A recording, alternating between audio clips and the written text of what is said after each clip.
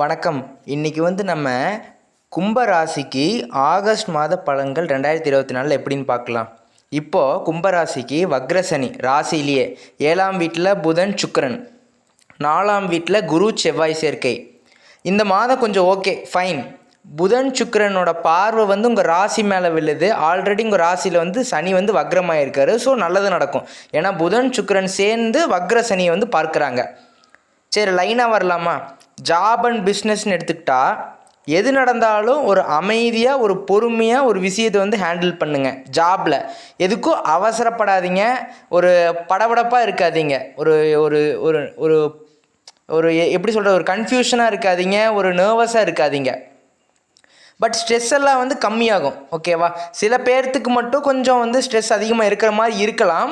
நீங்கள் உங்கள் வேலையை கரெக்டாக பண்ணிட்டாவே அது ஃபைன். உங்களுக்கு இந்த ஸ்ட்ரெஸ் எல்லாம் பாரமெல்லாம் குறைஞ்சிரும். வேலையில் இருக்கிற பாரமெல்லாம் குறைஞ்சிரும். நீங்கள் இந்த மாதம் ரிலாக்ஸ் ஆகிக்கலாம், ஒன்றும் பிரச்சனை இல்லை. பிஸ்னஸ்ன்னு எடுத்துக்கிட்டா கம்ஃபர்டபுளாக இருக்குது. இந்த மாதம் பிஸ்னஸ்க்கு ஓகே, சூப்பராக இருக்குது. நீங்கள் என்ன நினைக்கிறீங்களோ அது நடக்கும். பிஸ்னஸ் பொறுத்த வரைக்கும் இந்த மந்த் சூப்பர். நீங்கள் இப்படி தான் சொல்கிறீங்க, ஆனால் பிஸ்னஸ் ரொம்ப டல்லாக தான் போகுதுன்னா, பட் பர்டிகுலராக இந்த மந்தில் புதன் சுக்கிரனோட பார்வை உங்கள் ராசி மேலே விழுறதுனால உங்களுக்கு ஒரு பாசிட்டிவான ஒரு வைப்ரேஷன், பாசிட்டிவான ஒரு சூழ்நிலை உங்களுக்கு க்ரியேட் ஆகும். ஸோ அதை நீங்கள் கரெக்டாக யூஸ் பண்ணிக்கோங்க அப்படின்னு சொல்ல வரேன். கும்பத்துக்கு ஜாப், பிஸ்னஸ், எக்கனாமி, பொருளாதாரம் இது எல்லாமே ஃபைன், குட். இந்த மாதம் சூப்பர்னே சொல்லலாம். Nothing to worry. Next family and marriage எடுத்துக்கிட்டா மேரேஜ் மட்டும் தள்ளி போயிட்டே இருக்கும். வரன் பார்த்துட்டே இருப்பீங்க, செட் ஆகாமல் அது பாட்டுக்கு தள்ளி போய்கிட்டே இருக்குது. நம்ம ஒரு பிளான் பண்ணுவோம், நம்ம ஒரு எதிர்பார்ப்பு வச்சுருப்போம், அது எல்லாமே தடையாகி தவிடுபடி ஆயிடுது. அப்படி தான் இருக்குது, அப்படி தான் போய்கிட்டுருக்கு. கும்பராசி நேயர்களுக்கு கொஞ்சம் பொறுமையாக இருங்க, அவசரப்படாதீங்க எதுலேயுமே. பிகாஸ் ஜென்மசனி வக்ரமாக இருக்கிறவங்க ராசியிலேயே தடையை மட்டும்தான் கொடுக்குறாரு, வேறு எதையுமே கொடுக்க மாட்டேங்கிறாரு. அதான் உங்களோட புலம்பல் எனக்கு தெரியுது. பட் இனி கொஞ்ச நாள் தான், அப்புறம் சரியாயிடும். ஸோ இந்த மாதம் பொறுத்த வரைக்கும் வரன் பார்க்குறவங்க நீங்கள் பார்க்கலாம், பட் அது கொஞ்சம் தள்ளி தான் போகும். ஓகேவா? இந்த மந்த் இப்படி தான் இருக்கும். இந்த வரன் பார்க்குறது மட்டும் இந்த மந்த் ஃபிக்ஸ் பண்ணுறதுக்கு உங்களுக்கு ஒரு நிறைய தடை வந்துகிட்டே தான் இருக்கும். இல்லைனா சரியான வரன் அமையாத மாதிரி தான் இருக்கும்.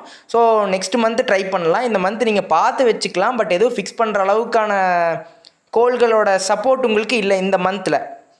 அடுத்து ரிலேஷன்ஷிப்னு எடுத்துக்கிட்டா நீங்கள் லவ் பண்ணிகிட்ருப்பீங்க. உங்களோட லவ் இருக்கிற ரிலேஷன்ஷிப்பை மேரேஜுக்கு கன்வெர்ட் பண்ணுறதுக்கு இது நல்ல மாதம். நீங்கள் என்ன மேரேஜே நடக்காதுன்னு சொல்கிறீங்க, அது எப்படி மேரேஜுக்கு கன்வெர்ட் பண்ணுறதுனா, நான் எப்படி சொல்கிறதுனா, நீங்கள் லவ் பண்ணிட்டுருப்பீங்க, ரொம்ப வருஷமாக லவ் பண்ணிட்டுருக்கிறவங்கன்னு வச்சுக்கோங்க. நீங்கள் ஸோ நீங்கள் உங்கள் ஃபேமிலிக்கிட்ட எடுத்து சொல்லி அவங்க உங்களுக்கு சப்போர்ட் பண்ணுவாங்க. அவங்க உங்களை அண்டர்ஸ்டாண்ட் பண்ணி சரி ஓகே ஃபைன், நம்ம நம்ம பேசலாம், அவங்க வீட்டில் போய் பேசலாம், அந்த மாதிரியான சூழ்நிலை க்ரியேட் ஆகும். ஸோ நீங்கள் அதுக்கு நீங்கள் ப்ரிப்பேர் ஆகிக்கோங்க. அதாவது ஃப்யூச்சரை பிளான் பண்ணிக்கலாம். அதாவது நான் இந்த பையனை தான் நான் மேரேஜ் பண்ணிக்குவேன், இந்த பையனை தான் நான் சின்சியராக லவ் பண்ணுறேன், இந்த பையன் நல்ல ஒரு ஸ்டேட்டஸ், நல்ல ஒரு ஜாபில் இருக்கா, நல்ல ஃபேமிலி பேக்ரவுண்ட் இருக்குது. அதே மாதிரி எக்ஸாம்பிளுக்கு அந்த பொண்ணு ஒரு நல்ல கேரக்டர், நல்ல ஒரு வேலையில் இருக்கிற, அப்படி நல்ல ஒரு மெச்சூர்டான ஃபேமிலியில் இருக்காங்க. ஸோ அந்த மாதிரி எது வேணாலும் இருக்கலாம். ஓகேவா? ஸோ நீங்கள் அதை எடுத்து பேரண்ட்ஸ்கிட்ட பேசி, நீங்கள் எப்படி பேசி புரிய வைக்கிறீங்களோ அவங்களும் பேரண்ட்ஸும் உங்களுக்கு சப்போர்ட் பண்ணுவாங்க அப்படின்னு சொல்ல வரேன்.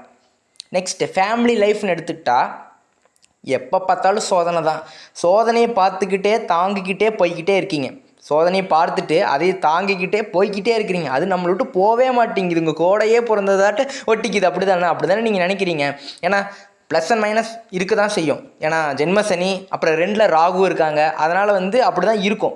சில கருத்து வேறுபாடு, மனசங்கடங்கள், இந்த குழப்பம், இந்த சந்தோஷம், இதெல்லாம் மிக்ஸ்டாக தான் இருக்குது உங்களுக்கு. அதாவது கொஞ்சம் சந்தோஷப்பட்டு பெருமூச்சு விட்டால் மறுபடியும் ஏதோ ஒரு சோதனை வரும் உங்களுக்கு. அப்படி தான் இருக்குது, அப்படி தான் போய்கிட்டு இருக்கு.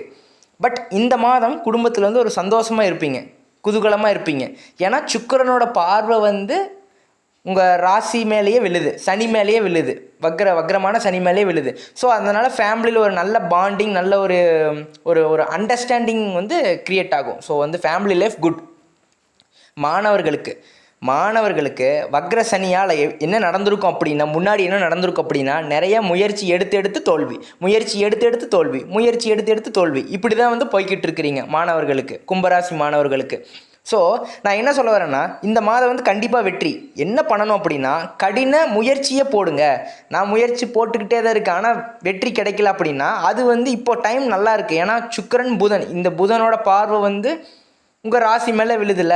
ஸோ அதனால் வந்து உங்களுக்கு ஒரு நல்ல ஒரு பாசிட்டிவான சுபத்தன்மை வாய்ந்ததாக மாறுறப்போ உங்களுக்கு ஒரு பாசிட்டிவ் வைப்ரேஷன், பாசிட்டிவ் என்விரான்மெண்ட், நல்ல ஒரு கிளியரான ஃபோக்கஸ் கிடைக்கும்.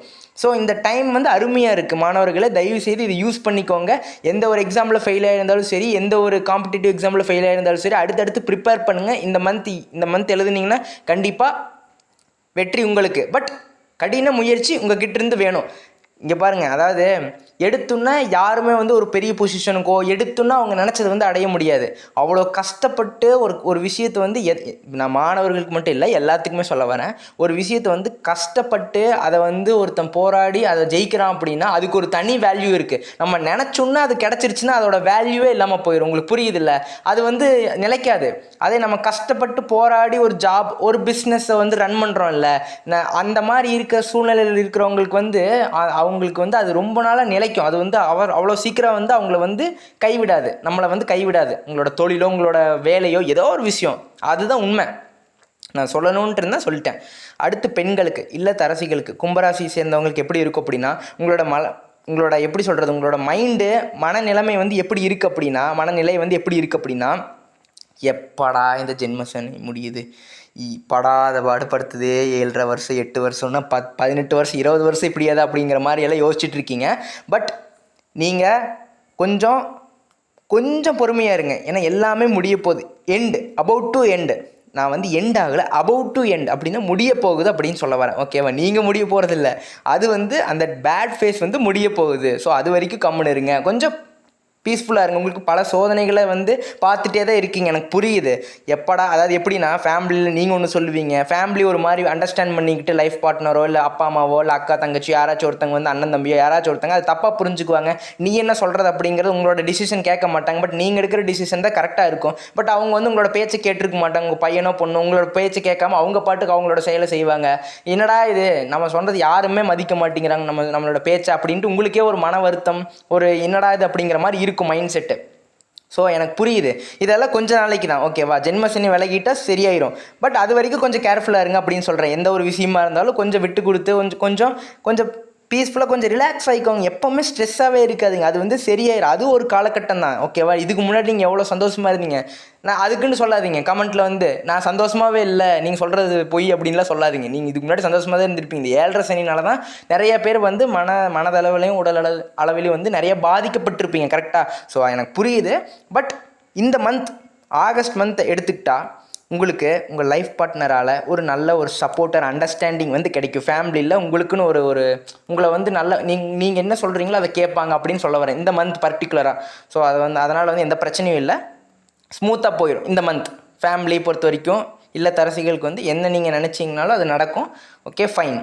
அடுத்து ஹெல்த் இஷ்யூஸ் ஏதாவது இருக்குதா அப்படின்னா, ஆகஸ்ட் மந்தில் வந்து ஜென்மசனி இருக்குது, ஓகேவா? நான் சொல்லிடுறேன், ஜென்மசனி இருக்குது. கொஞ்சம் கேர்ஃபுல்லாக இருங்க. கொஞ்சம் கேர்லெஸ்ஸாக இருந்தீங்கன்னா அவர் ஆட்டத்தை மறுபடியும் ஆரம்பிச்சிருவார், ஓகேவா? அவர் வந்து கொஞ்சம் ஆகஸ்ட் மாதம் உங்களை வந்து கூல் பண்ணலாம் அப்படின்ட்டு இருக்கிறாரு. அவர் உங்களுக்கு கூல் பண்ணுறதில் இழுத்து தான் அடிக்கிறாரு. பட் நான் okay, fine, jokes apart. Okay, அவர் வந்து உங்களை வந்து கூல் பண்ண தான் நினைக்கிறாரு. பட் நீங்கள் வந்து கேர்லெஸ்ஸாக இருந்தீங்கன்னா அவர் அதை அட்வான்டேஜ் எடுத்து அடிப்பார்.